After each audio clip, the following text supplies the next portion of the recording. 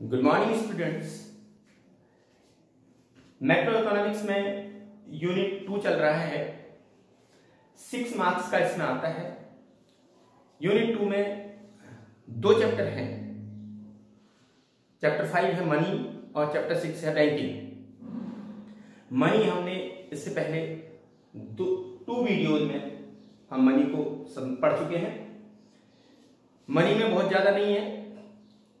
Money में meaning और money supply, measurements of money और फॉर्म ऑफ द मनी, बस केवल इतना ही है।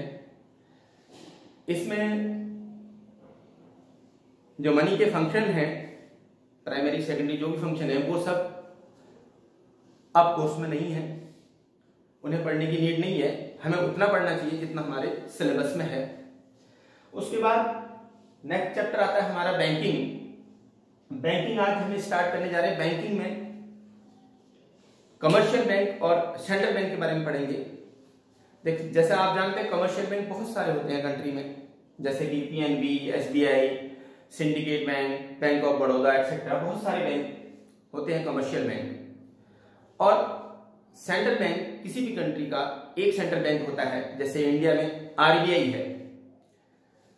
तो बैंक, कमर्शियल बैंक का भी पोर्शन बहुत कम है, जिसमें कि केवल क्रेडिट क्रिएशन या मनी क्रिएशन आपके कोर्स में है। उसके बाद हमें फिर सेंट्रल बैंक के फंक्शंस पढ़ने हैं। तो आज हम स्टार्ट करते हैं कमर्शियल बैंक को। कमर्शियल बैंक के मनी क्रिएशन पढ़ने से पहले हमें उस बैंक की मीनिंग जानना बहुत जरूरी है कि कमर्शियल बैंक होता क्या है। कमर्शियल बैंक में भी फंक्शंस अब नहीं है, कोर्स में सिलेबस में नहीं है, तो फंक्शन पढ़ने की हमें नीड नहीं है। बस केवल इसकी मीनिंग को समझना है और क्रेडिट क्रिएशन को समझना है। उसके बाद हम सेंट्रल बैंक के फंक्शन पढ़ेंगे।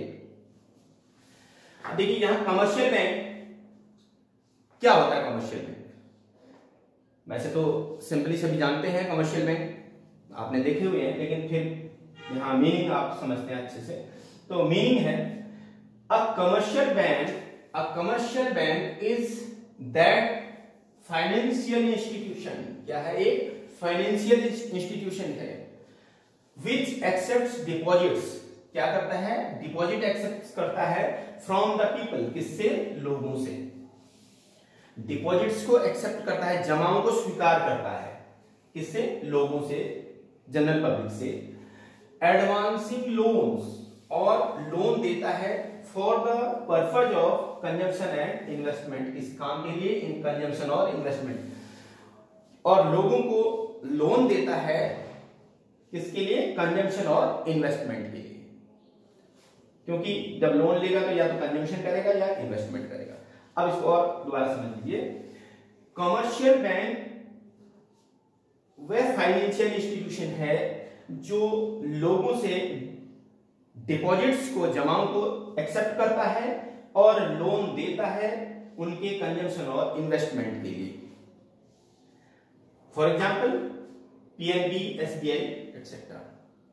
बहुत अच्छे से समझ में आ गया होगा। याद रखना है, फाइनेंशियल इंस्टीट्यूशन होता है, लोन एक्सेप्ट, डिपॉजिट्स एक्सेप्ट करता है और लोन देता है किसके लिए? कंजम्पशन एंड इन्वेस्टमेंट के लिए। 2 essential function of commercial banks. देखिए, इसमें 2 जरूरी काम जो हैं वो करने। ये हम फंक्शंस को पूरे नहीं पढ़ रहे हैं, केवल इतना समझ लेते हैं कि 2 उसके जो बहुत इंपॉर्टेंट काम हैं कमर्शियल बैंक के, वो क्या होते हैं? Acceptance of demand deposits. वो जितने भी डिमांड डिपॉजिट्स हैं पब्लिक के, उन्हें एक्सेप्ट करता है और एडवांसिंग लोन और लोन देता है।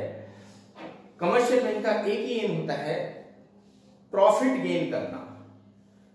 प्रॉफिट गेन करना या प्रॉफिट अर्न करना, वही एक उसका एम होता है। वो किसी पब्लिक वेलफेयर के लिए काम नहीं करता, बल्कि प्रॉफिट गेन करने के लिए काम करता है।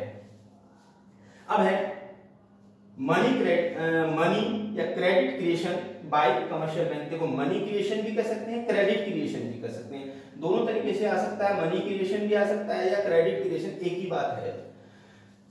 Credit creation bye the commercial bank. अब कमर्शियल बैंक जो मेन हमारा सिलेबस में है, कमर्शियल बैंक क्रेडिट क्रिएशन कैसे करता है, यानी कि क्रेडिट क्रिएशन का मतलब है जो लोन देता है उसको कैसे करता है, उसके पास जो इनिशियल डिपॉजिट होती हैं उसके कई गुना वो क्रेडिट दे देता है, उधार दे देता है, लोन दे देता है। वो उस प्रोसेस को कैसे करता है वो हमें पढ़ना है। उसके लिए हम केवल दो बातें अभी पहले यहां समझ लें।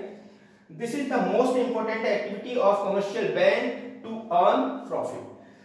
प्रॉफिट अर्न करने के लिए ये क्रेडिट क्रिएशन जो है वो बहुत इंपॉर्टेंट एक्टिविटी है कमर्शियल बैंक की, पहली बात। दूसरी बात, through this process commercial banks are able to credit which is in far excess of the initial deposit। इस प्रोसेस में कमर्शियल बैंक्स बहुत ज्यादा क्रेडिट को, यानी कि जो इनिशियल डिपॉजिट होते हैं उसके शुरू में जो बैंक में डिपॉजिट्स आते हैं उससे कई गुना ज्यादा वो लोन देने में एबल हो जाता है, यानी कि लोन देने के लिए तैयार हो जाता है, उसके पास लोन देने के लिए वो अवेलेबल रहता है। इसमें फिर दोबारा समझ लें, ये बहुत मोस्ट इंपॉर्टेंट एक्टिविटी है प्रॉफिट अर्न करने के लिए। अर्न प्रॉफिट्स बहुत इंपॉर्टेंट एक्टिविटी है कमर्शियल बैंक की, क्योंकि कमर्शियल बैंक अगर लोन ना दे तो वो अर्निंग नहीं कर सकता। वो केवल आपके अकाउंट्स मेंटेन करने के लिए नहीं है, वो तो जस्ट इसलिए है कि आप उसके ग्राहक हैं, आप उसके कस्टमर हैं, आपके बिना वो लोन किसे देगा, तो इसलिए वो अकाउंट्स आपके मेंटेन करता है। उसको प्रॉफिट जो आपके अकाउंट मेंटेन करने से नहीं होता, वो प्रॉफिट होता है उसको लोन देने से। तो उसका एक जो इंपॉर्टेंट काम है वो है लोन देना और प्रॉफिट कमाना। दूसरी बात, इस प्रोसेस में कमर्शियल बैंक जो इनिशियल डिपॉजिट होते हैं, इनिशियल डिपॉजिट्स उसके शुरू में जो कस्टमर उसके पास जमा करते हैं, तो उससे इन फार एक्सेस बहुत ज्यादा, कई गुना ज्यादा वो लोन देने में समर्थ रहता है या दे देता है। और वो कैसे देता है वो अभी समझते हैं, पहले इतना नोट कर लीजिए।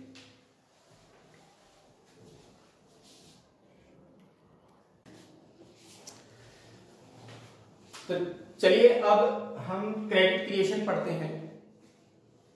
क्रेडिट क्रिएशन को समझने से पहले एजम्पशंस समझने जरूरी है। देखिए, हम इकोनॉमिक्स पढ़ रहे हैं तो इसमें बहुत सारे एजम्पशंस आपको हमेशा मिलते रहेंगे। तो एजम्पशंस का मतलब होता है मान्यताएं, हम क्या मान के चलते हैं, क्योंकि कुछ चीजें ऐसी होती हैं जो हम ये मान के चलते हैं कि ऐसा होता है। अगर कुछ और चीजें होती हैं तो उन्हें हम कांस्टेंट कर देते हैं, यानी कि उन्हें सोचते हैं कि वो चीजें नहीं है एग्जिस्टेंस में, केवल जो हम लिख रहे हैं इतना ही हम मानते हैं उस सिस्टम में, तब हम अपने रूल्स फॉलो करा पाते हैं। तो वो होते हैं एजम्पशंस। अब यहां ध्यान से समझना है, कमर्शियल बैंक जब हम क्रेडिट क्रिएशन, कोई भी कमर्शियल बैंक क्रेडिट क्रिएशन करता है तो उसकी कंडीशन से क्या है, हम क्या मान के चलते हैं, ये समझना है। पहला है commercial banks only accept demand deposits. अब यहां पर इस केस में हम ये मान के चलते हैं कि कमर्शियल बैंक जो है केवल ओनली एक्सेप्ट डिमांड डिपॉजिट्स, केवल डिमांड डिपॉजिट्स को ही एक्सेप्ट करता है, कोई टाइम डिपॉजिट्स या कोई और चीजें एक्सेप्ट नहीं करता। क्योंकि हम क्रेडिट क्रिएशन कर रहे हैं, वो डिमांड डिपॉजिट्स हम उनको ही हम लोन में दे रहे हैं। तो यहां हम क्या मान के चलते हैं कि only accept demand deposits.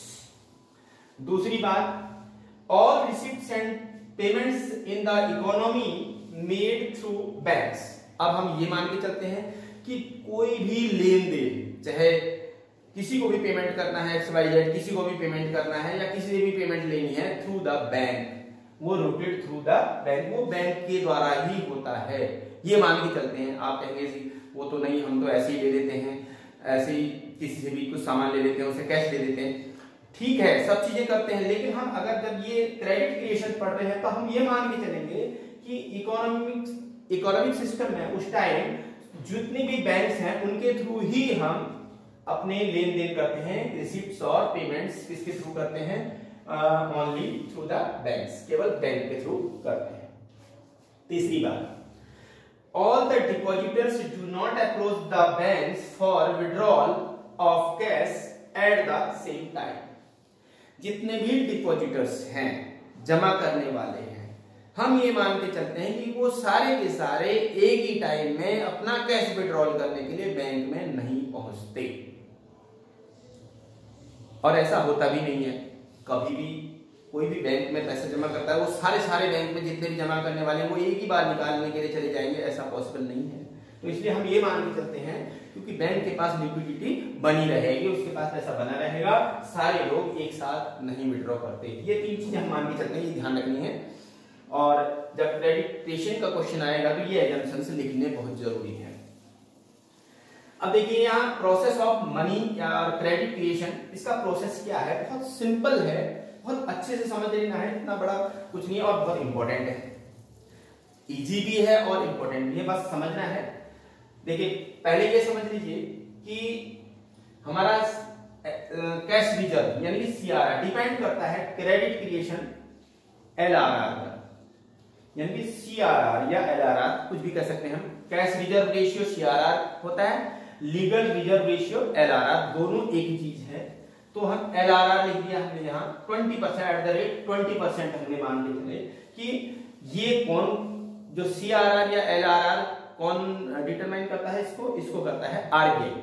RBI के इंस्ट्रक्शंस पर जो कमर्शियल बैंक हैं अपने पास कैश रखते हैं, अपने रिजर्व्स रखते हैं, अपने पास कैश रखता है, जो वो रेट होता है, जिस रेट से रखता है उसे हम एलआरआर कहते हैं, लीगल रिजर्व रेशियो।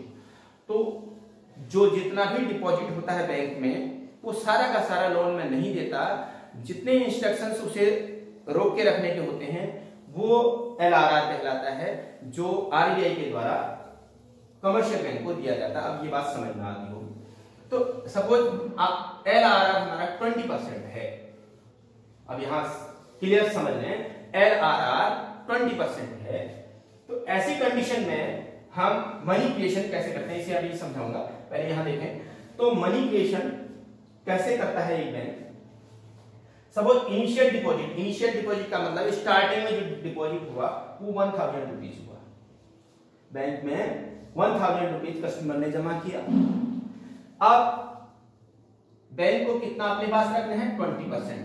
1000 का 20% होता है 200, ये आप कैलकुलेट कर लेंगे। 1000 का 20% 200 बैंक ने अपने पास रिजर्व, कैश रिजर्व रख लिया, तो बचा कितना, 800 उसने क्या करा, लोन में दे दिया, सेकेंड पार्टी को लोन में दे दिया। अब ये जो है ये लोन में दे दिया तो कोई पार्टी दूसरा ले गया, उसने क्या है, क्योंकि हमारा जो डिपॉजिट्स जितने भी जमाए हैं या जो पेमेंट्स हैं वो सारी बैंक के थ्रू होनी है, तो वो किसी तरीके से फिर किसमें आ गया, क्योंकि जो खर्च करेगा या जहां भी पेमेंट होगी वो फिर उसके बाद वो बैंक में आ जानी है, तो वो 800 फर्स्ट राउंड में क्या आ गया, बैंक में जमा हो गया। बैंक में जमा हो गया तो उसके बाद बैंक ने फिर वही काम किया, 800 का 20% 160 जो है अपने पास कैश रिजर्व रख लिया और बाकी का 3% को लोन दे दिया, यानी कि 640 करोड़ हो सकता है, लैक्स हो सकता है, कुछ भी, या रुपीज में, इतना उसने फिर लोन दे दिया। अब ये लोन दे दिया तो ये फिर लोन फिर इसी तरह से, अब आप समझ रहे होंगे इस बात को, फिर इस तरह से ये फिर दोबारा से बैंक में आ गया, बैंक में जमा हो गया अगले स्टेप पर।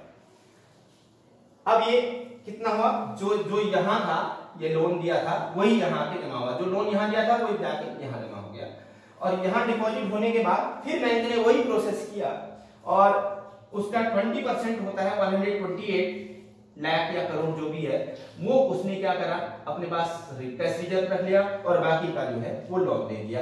और वही चीज फिर यहाँ इस तरह से ये चलता रहता है। इतनी बड़ी टेबल बनाने की जरूरत नहीं है, 3 स्टेप या 4 स्टेप या 2 स्टेप बना करके इसको आप डॉट डॉट करके छोड़ सकते हैं। 3 स्टेप तो बनाने नहीं है, उसके बाद आगे डॉट डॉट करके छोड़ सकते हैं। अब समझना है कि यहां पर लास्ट में हम क्या लिखें और यहां क्या लिखें, यहां क्या लिखें।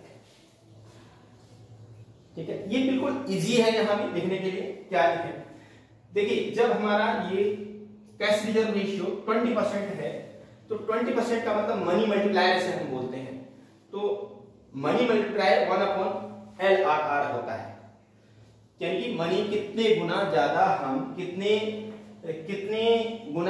टाइम्स हम उसे बैंक उसे लोन दे सकता है, अपना क्रेडिट क्रिएशन कर सकता है, वो डिपेंड करता है LRR पर। तो 1/LRR इसका फॉर्मूला होता है मनी मल्टीप्लायर का। सपोज 1/20%, 20% को हम डेसिमल में चेंज कर देंगे तो 0.2 हो जाएगा, 0.20, और 1 को 0.20 से डिवाइड करेंगे तो 5, तो यहां कितना हो गया, 5 टाइम्स हो गया, 5 टाइम्स। अब ये 5 टाइम्स हो गया तो कहने का मतलब है जो बैंक जो लोन देगा वो अपनी इनिशियल डिपॉजिट का 5 टाइम दे देगा, यानी कि इसका 1000 का 5 गुना कितना हो गया, 5000। अगर यहाँ LRR 20% है तो टेबल खत्म कहां पर होगा, 1000 का 5 टाइम्स 5000 पर, 800 का 5 टाइम्स 4000 पर, 200 का 5 टाइम्स 1000 पर। या तो इस तरह से समझ सकते हैं इसे लास्ट में, या ये लिख सकते हैं कि जो डिपॉजिट है ये इनिशियल डिपॉजिट जब CRR यानी LRR की कैश रिजर्व के बराबर, CRR 20% है, जैसे कि कैश रिजर्व के बराबर हो जाए, वहां वो एंड हो जाएगा। तो ये देखिए कि ये बात आपकी समझ में आ गई होगी बहुत अच्छे से कि हम कहां से एंड कर सकते हैं, और ये तरीका भी आ गया होगा कि किस तरह से बैंक अपना क्रेडिट क्रिएशन, उसके पास कितना इनिशियल डिपॉजिट था 1000 से उसने कितना दे दिया लोन, 5000, 5 गुना दे दिया उसने लोन। तो इस तरह से आप इसको money credit by the commercial bank, अगर कभी कभी ये आ जाता है कि LRR आपको गिवन है, LRR आपको दे दिया 20% और इनिशियल डिपॉजिट दे दिया 1000, तो पूछ लेता है क्वेश्चन न्यूमेरिकल छोटा सा कि जो मनी क्रिएशन कितना होगा, तो वहां पर आप इजीली लिख सकते हैं money created by the commercial bank is equal to 1/LRR into initial deposit का फॉर्मूला याद रखना, 1/LRR इनटू इनिशियल डिपॉजिट।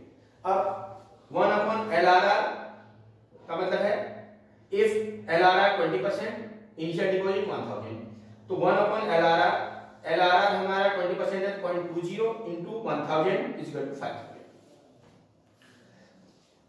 मेरे ख्याल से ये सब चीजें आपको समझ में आ गई होंगी।